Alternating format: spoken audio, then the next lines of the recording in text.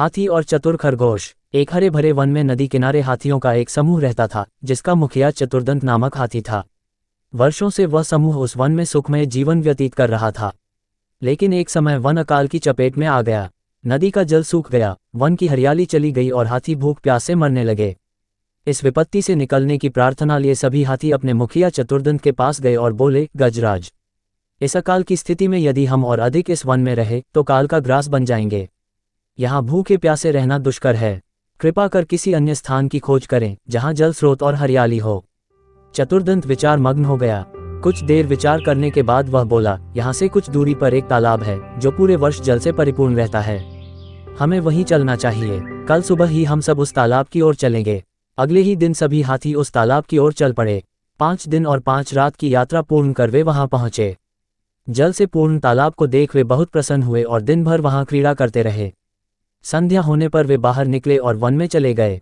तालाब के किनारे खरगोशों की बस्ती थी, जिसमें उनके बहुत सारे बिल थे। लेकिन हाथी इससे अनभिज्ञ थे, अतः वे खरगोशों के बिलों को रौंदते हुए निकल गए। खरगोशों के बिल तहस नहस हो गए, कई खरगोश घायल हुए और कई मारे गए।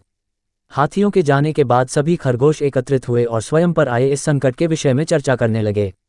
एक खरगोश बोला, हाथियों का समूह प्रतिदिन जल के लिए तालाब में आया करेगा। ऐसे में हमारा यहाँ रहना कठिन हो जाएगा। वे हमारे बिलों के साथ हमें भी रौंद देंगे। हम में से कोई भी नहीं बचेगा। हमारा वंश समाप्त हो जाएगा। फिर एक अन्य खरगोश बोला, जीवन है तो सर्वस्व है। जीवन रक्षा के लिए जो संभव हो हमें करना चाहिए। परिस्थिति कहती है कि हमें जीवन रक्षा के लिए तत्काल इस स्थान को छोड़कर अन्यत्र प्रस्थान करना चाहिए। खरगोश अपनी भूमि छोड़कर अन्यत्र जाने के विचार से दुखी थे। उनका दुख देख लंबकर्ण नामक खरगोश आगे आया और बोला, हम वर्षों से इस भूमि पर निवास कर रहे हैं।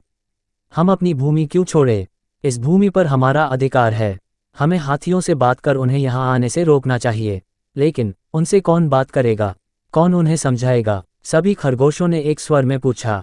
मैं उनसे बात करूंगा और यहाँ आने से मना करूंगा। लंबकर्ण बोला, लेकिन क्या वे तुम्हारी बात मानेंगे? अवश्य मानेंगे। मेरे पास एक युक्ति है। मैं उनसे कहूंगा कि ये तालाब चंद्रमा में बैठे खरगोश का है और उसने आप लोगों का यहाँ आने से मना किया है। संभवतः वे मेरी बात मान जाए। लंबकर्ण बोला। लंबकर्ण ने हाथियों के पास जाकर कहा, गजराज, ये तालाब चंद्रमा में बैठे खरगोश का है। उसने आप लोगों का यहाँ आने से मना किया है। यदि आप लोग यहाँ आएंगे तो वह आपसे नाराज हो जाएगा। चतुर्दंत ने लंबकर्ण की बात मान ली और हाथियों का समूह वहां से चला गया। खरगोशों ने अपनी भूमि